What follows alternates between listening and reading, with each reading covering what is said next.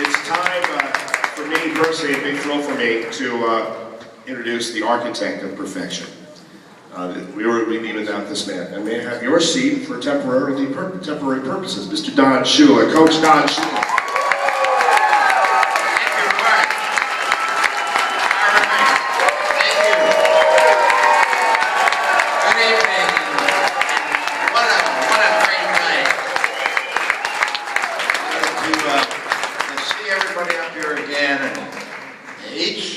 Each guy that I look at brings back a different memory.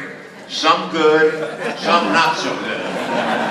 Kiddingly, they were all good memories. But the thing that we're going to do tonight is that I want to have them demonstrate to you how we used to do the grass drill, and then the gassers, which is a sprint.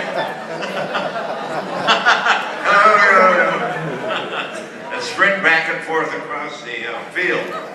But, you know, when you think back about the accomplishments of this football team, the organization, from the owner, Joe Robbie, the assistant coaches, the players, everybody connected with the organization. And to think it's been 40 years since that happened. And it didn't happen in the 50 years before that. And it hasn't happened in the 40 years since. So that's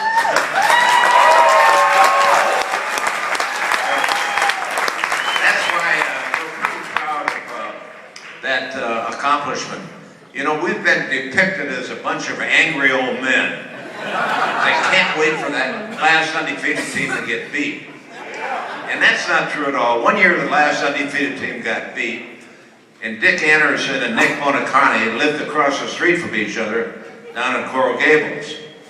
And they went out into the parking lot and toasted each other with a glass of champagne. And they were too cheap to invite the rest of us to the party.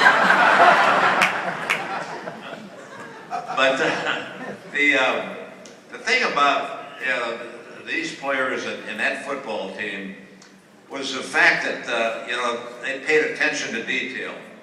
We were the least penalized team in the National Football League. Yeah. We made the fewest mental errors, of any team. We never beat ourselves because we didn't know what to do. And the other thing is, by the penalty, if we had a penalty in practice, somebody jumping offside or unnecessary holding, we would stop the practice and tell them that if this happened on a critical play in the game, it could decide the outcome of the game. So that they felt that it was that important that we didn't make practice errors and had practice penalties, and that way it didn't happen in the heat of a ball game. So that's when I think about this football team and the things that they accomplished. It's just such a pleasure to be around and to see the guys again, and to know that they're doing well and that they had that great experience 40 years ago, like I had that great experience. Thank you for being such great fans of the Miami Dolphins. When I came down here, the people around Miami went to the games, but they rooted for the team in the city that they came from.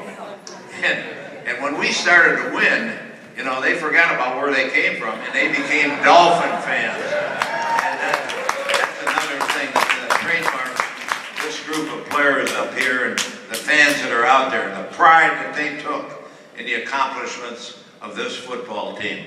Hey, thanks for the night. It's been a great night, and it's been a great week, and we're going to enjoy it, and people might think that we celebrate too much, but the hell with it.